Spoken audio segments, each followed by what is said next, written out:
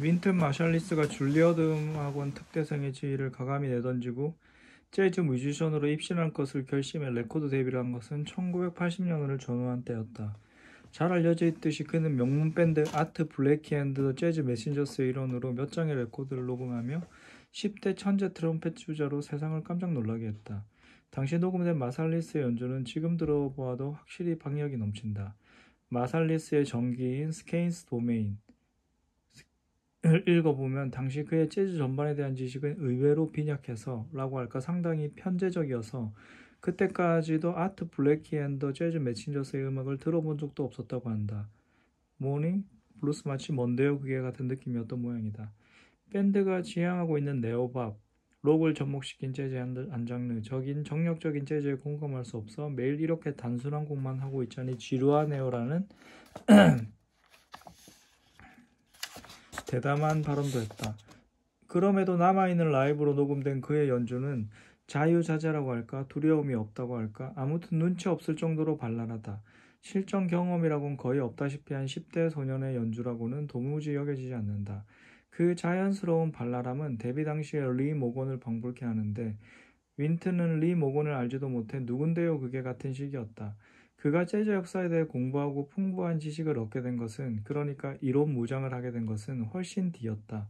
당시에 그는 재즈 메신저스라는 이름 높은 학교에서 온갖 실질적 지식과 요령을 나날이 의욕적으로 흡수해 나가기 바빴다. 그리고 그 진보는 실로 눈부신 것이었다. 밴드의 베이시스트였던 찰스 펜브로우는 당신의 윈튼에 대해 이렇게 이야기한다. 아무튼 거슬리는 놈이었죠. 무슨 일이 있을 때마다 왜 이래요? 왜 그래요? 라고 물으며 돌아다닌단 말이에요. 하지만 그가 정말로 말하고자 한 건 이렇게 해야 하는데 왜 그렇게 하냐 같은 것이었거든요. 이렇게 하는 편이 좋다고 정면으로 말하는 대신 그러한 의도적인 질문을 하는 거죠. 나와 하트는 그가 사람들과 그렇게 주고받는 걸 재미있어 하며 듣곤 했죠. 나와 하트에게는 감히 그런 이야기는 꺼내지 않았으니까요. 두 사람은 윈튼보다 훨씬 연장자였다. 윈튼이 무슨 생각을 하든 우리가 알 바 아니었죠.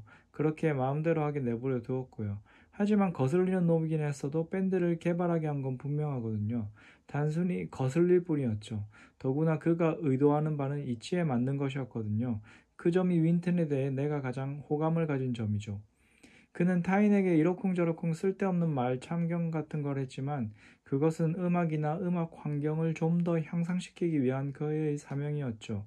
윈트는 말하자면 시민 경찰관 같은 사람이었죠. 마약을 싫어하는 윈터는 콘서트에서 한껏 흥분해 있던 리더 블랙키에게 왜 그런 걸 하죠라고 의도적인 질문을 해 빈축을 산 적도 있다. 쓸데없는 참견이라고 하면 할 말 없겠지만 블랙키가 흥분한 나머지 리듬이 약간 늦어진 것이 음악만을 생각하는 그로서는 도저히 참을 수 없었던 것이다. 그리고 생각한 바를 이내 입 밖으로 내어버렸다. 10대 무렵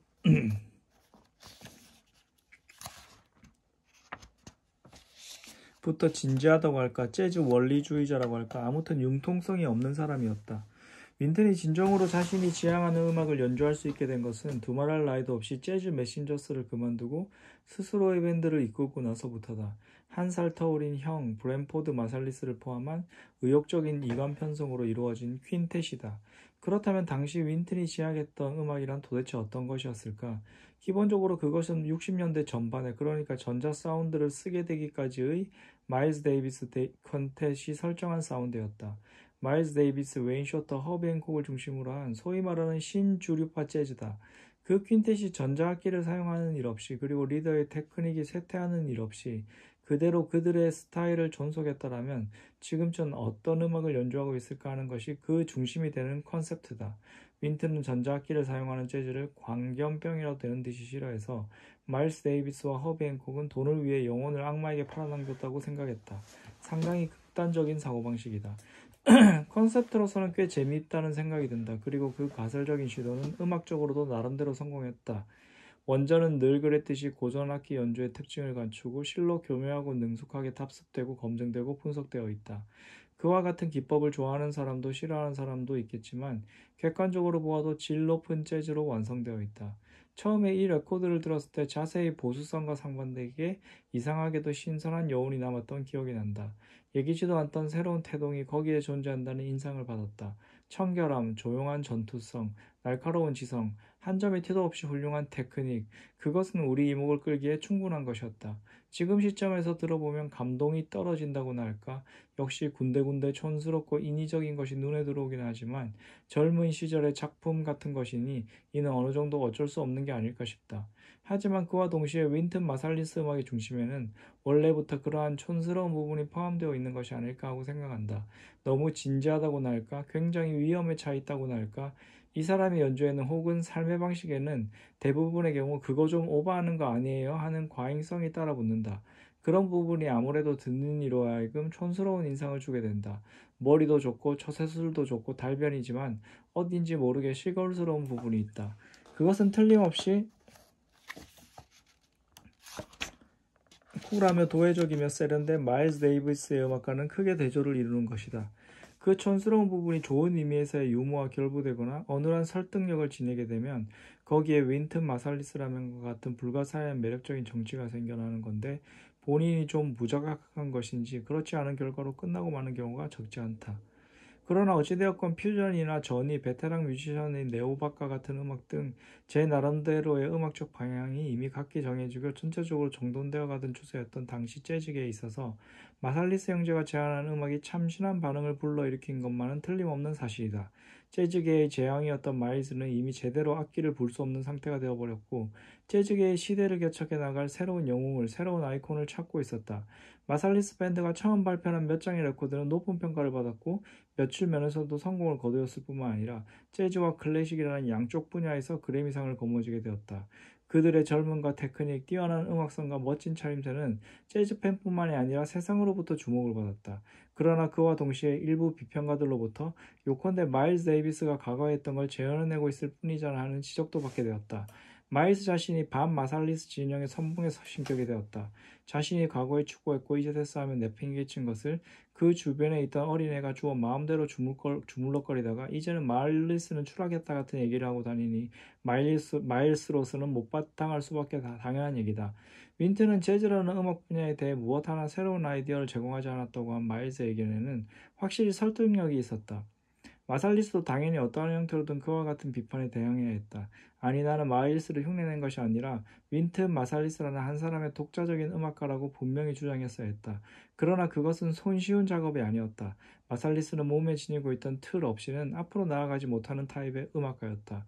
그리 좋은 표현은 아니지만 지난날 권세를 누리던 사람의 집에서 객으로 지냈던 사람처럼 든든한 틀은 구조를 손에 넣어야만 충분히 솜씨를 발휘할 수 있는 타입의 사람이었다.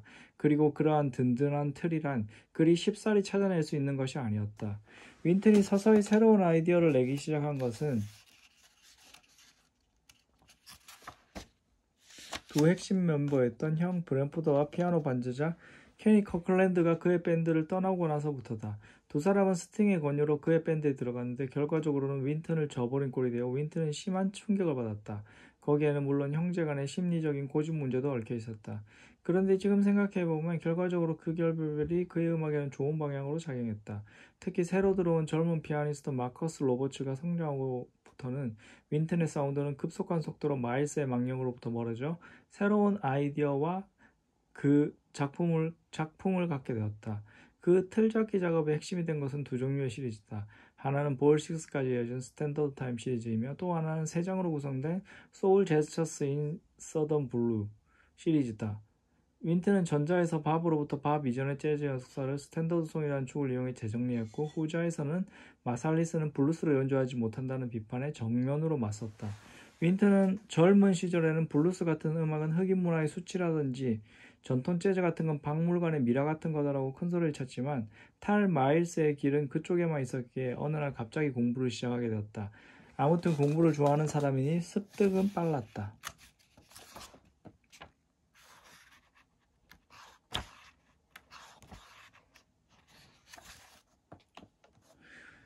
나는 마살리스의 스탠더드 타임 시리즈에 수록되어 있는 연주의 절반 정도는 나름대로 완성도가 높다고 생각한다. 시행착오를 겪으면서도 진지하게 하나하나 무언가를 배우고 있구나 하는 느낌이 들고 그것은 분명히 이 사람의 훌륭한 점이라고 생각한다. 나름대로 기울일 가치는 충분하다. 그러나 나머지 절반 정도의 연주는 솔직한 얘기로 평범하고 지루하다. 그리고 그 지루함을 본인은 제대로 자각하지 못하고 있는 듯한 사실에 왕왕 짜증이 나기도 한다. 이봐요, 난 이것도 할 수 있다고요. 이런 것도 할 수 있고요. 라는 듯 사뭇 득의 양양한 태도가 다소 거슬리게 된다. 그러나 소울 재즈인 서던 블루로 말하자면 높이 평가받을 음악이라는 생각이 든다. 윈튼의 진지함, 그 진지함이 아주 좋은 형태로 드러나 있다. 특히 볼륨 1의 Chic in the South의 완성도는 높다. 여기에서 윈튼은 조 핸더슨과 공연했는데 두 곡에는 엘빈 존스가 게스트 참가했다. 과연이라고 해야 할까? 예전에 신 주류파의 영웅 조 핸더슨의 음색과 작품이 전체적인 페이스로 설정되고 윈튼은 옆에서 조용히 들어가는 형태로 이루어져 있다.